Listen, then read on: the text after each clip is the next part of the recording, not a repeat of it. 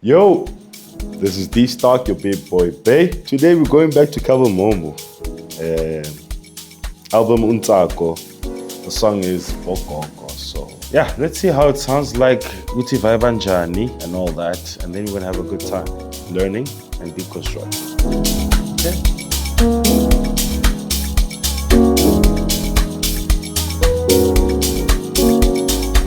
So the song starts at 2. Goes to 4, 6, and doesn't even resolve. So 2, 4, and it's a very simple. I like it as a starting melody. So for the second part,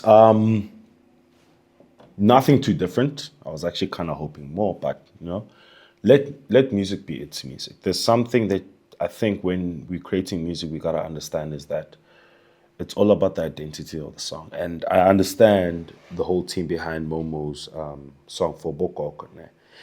They didn't need complex progressions or kind of crazy resolutions and stuff, because of the resolution is simple.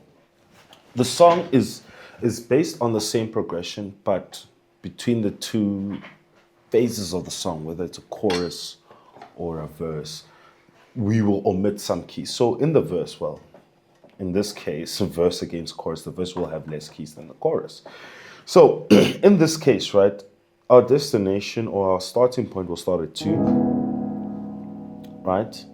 And then our ending point ends at 6, right? But we do have a, how can I say, a stopping point or a pivotal point, which is our 4, which creates the whole thing. So the whole progression will be like our starting point, our pivotal, our destination, right? And what the chorus does is that it takes the same concept and it actually extends it. It adds more chords that relate to it. So since we're jumping from 2 to 4 and then 6, we can add the chords that are missing. So what chords are missing? We have 2, we have 4, we have 6, we have all the even numbers. We're just missing the odds. So the best things to do is that to reharm, especially for these type of songs that have a straight, how can I say, trajectory in terms of how the person wants the song to sound or the emotions of the song, like in terms of are we playing a minor, major, what, the trajectory allows us just to play the straight scale. So in terms of expanding the song, so, well, in terms of his resolution on the song, so it will be 2 on the second part. But now, since we're extending, in the old part we will jump from 2 to 4, but now we actually jump from 2. Instead of jumping from 2 to 4, we'll use the 3 as the jump. Then we land 4, pivotal point, 6. So it will be our destination, new pivotal point. Then our old pivotal point becomes our new destination, right? And then we have a resolution with the 6. You know what I'm saying? So it's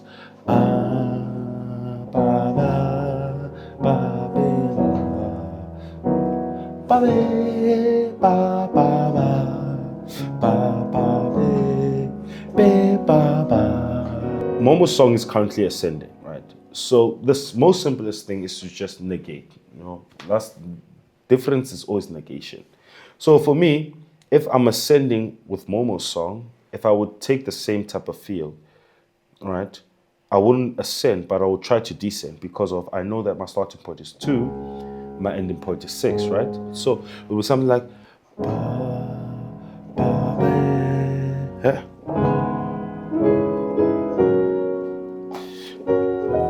You see what I mean? It's a new song. Tell me now, guys, if this is not a new song. It's literally a new song. I just use the same rhythm, same cadence, but instead of just following his rules, I sort of like negated.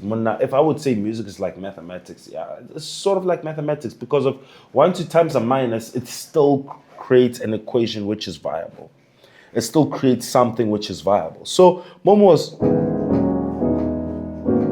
and I was just like, but you see, right now I'm even still using because of for my chords, right? And I'm actually trying to expand it more.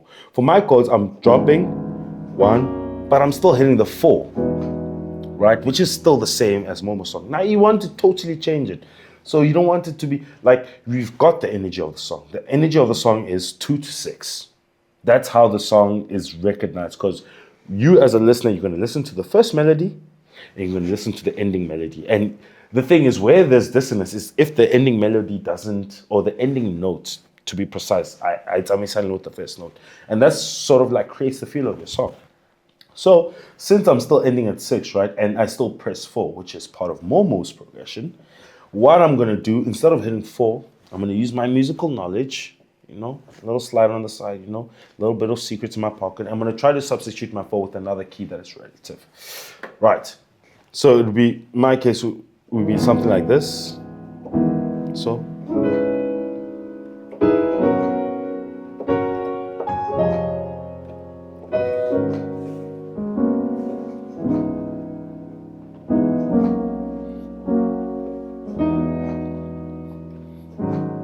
Or you can substitute the 6. Okay,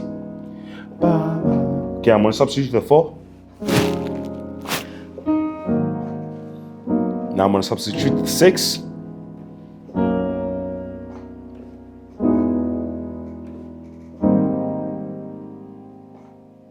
Much as loud. And that's how you get into the song. That's how you go crazy. That's how you can reharmonize a song.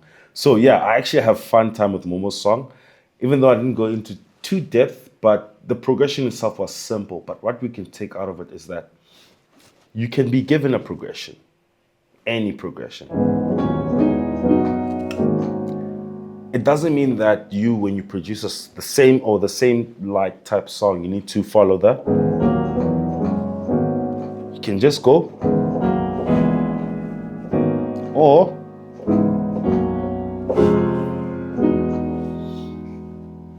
your music, the world of music is your oyster, ladies and gentlemen. And yeah, this is your boy D Stock, your big boy Bay, signing out.